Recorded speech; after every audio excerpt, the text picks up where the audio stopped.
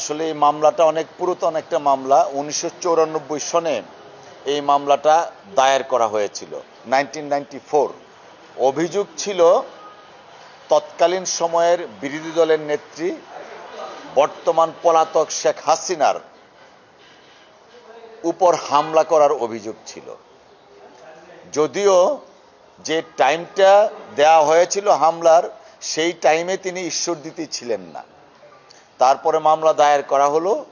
মামলা দায়ের করার পরে চার্জশিট হলো, ফাইনাল রিপোর্ট হলো, অনেক কিছুর পরবর্তীতে গিয়ে 2019 সনে এই মামলা তড়িঘড়ি করে 2-2.5 দিনের শুনানি শেষে একটা জাজমেন্ট প্রনাউন্স করা হলো। সেই জাজমেন্টে 9 জনকে ফাঁসি দেয়া হলো, 25 জনকে যাবজ্জীবন দেয়া হলো এবং 13 জনকে 10 বছরের সাজা দেয়া হলো। এই 9 জন ফাঁসির দণ্ডপ্রাপ্ত, যাবজ্জীবন দণ্ডপ্রাপ্ত এবং 10 বছরের সাজার দণ্ডপ্রাপ্ত যারা, প্রত্যেকেই ঈশ্বরদী উপজেলা এবং পাবনা জেলার বিভিন্ন স্তরের বিএনপির নেতাকর্মী, নির্বাচিত পৌর মেয়র, নির্বাচিত চেয়ারম্যান, উপজেলা চেয়ারম্যান সহ। অর্থাৎ অত্যন্ত সুকৌশলে ওই এলাকায় বিএনপিকে ধ্বংস করার জন্য বিএনপির যারা দায়িত্বশীল নেতা, প্রত্যেককেই এই মামলায় দণ্ড প্রদান করা হলো। আপনারা জেনে আশ্চর্য হবেন, দণ্ডপ্রাপ্ত আসামিদের অনেকেই ছিলেন ক্যান্সারে আক্রান্ত পেশেন্ট, অনেকেই ছিলেন প্যারালাইজড রোগী।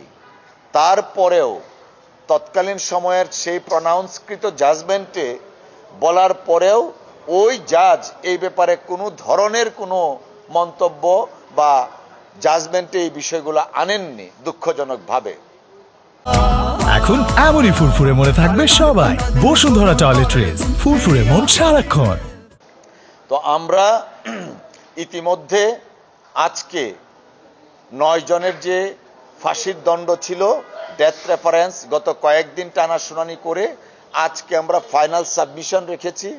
আমরা আজকে আমাদের ফাইনাল সাবমিশনে বলেছি, বাংলাদেশ এবং ইন্ডিয়ান বিভিন্ন জুরিসডিকশনের মামলার রেফারেন্স দিয়ে বলেছি, এই মামলা পুরাটাই একটা পলিটিক্যাল স্কিম বাস্তবায়ন করার জন্য মামলাটা দায়ের করা হয়েছিল এবং টোটালটাই হচ্ছে একটা ম্যালিশিয়াস প্রসিকিউশন। ইনভেস্টিগেশন যা করা হয়েছে, সেই ইনভেস্টিগেশনটা করা হয়েছিল তাদের ইচ্ছা মতো, স্বাধীন মতো, এবং এটা ছিল একটা ফিশিং ব্লোর মতো লিগ্যাল টার্ম। জাজমেন্ট প্রনাউন্স করা হয়েছে যিনি করেছেন, আমরা আদালতে সাবমিশন রেখেছি। এই জাজমেন্ট প্রনাউন্সের ক্ষেত্রে একটা আলটেরিয়ার মোটিভ ছিল, অর্থাৎ অসৎ উদ্দেশ্য ছিল। আর সবচেয়ে বড় যে স্ট্রাইকিং ওয়ার্ড আমরা আদালতে বলেছি, সেটা হলো টু প্লিজ সামওয়ান, অর্থাৎ কাউকে খুশি করার জন্য এই জাজমেন্টটা প্রনাউন্স করা হয়েছে। কাকে খুশি করবে আপনারা নিশ্চয়ই বুঝতে পেরেছেন। যেহেতু শেখ হাসিনার নামটা এই এফআইআর এর মধ্যে ছিল এবং শেখ হাসিনাকে খুশি করার জন্য এবং বিএনপিকে ধ্বংস করার জন্য এই জাজমেন্টটা প্রনাউন্স করা হয়েছে। আমরা মহামান্য আদালতে বিনয়ের সাথে সাবমিশন রেখেছি, যেহেতু মিস অ্যাপ্লিকেশন অফ ল এবং যে আইনে মামলা করা হয়েছে এক্সকিউজ মি, সেই আইনের কোনো ইনগ্রিডিয়েন্টস নেই। উপরন্ত এই মামলায় যিনি জাজ ছিলেন, ওনার জুডিশিয়াল মাইন্ড কতটুক ছিল এবং এইরকম একটা জাজমেন্ট কাউকে খুশি করার জন্য দেয়া যায় কিনা, সেই বিষয়টা আদালতের নজরে আমরা এনেছি, যেন এই ধরনের জাজমেন্ট ভবিষ্যতে আর প্রনাউন্স না হয়। আজকে রাষ্ট্রপক্ষ শেষ, আমাদেরও শেষ। আগামী 5 তারিখ রায়ের জন্য দিন ধার্য আছে।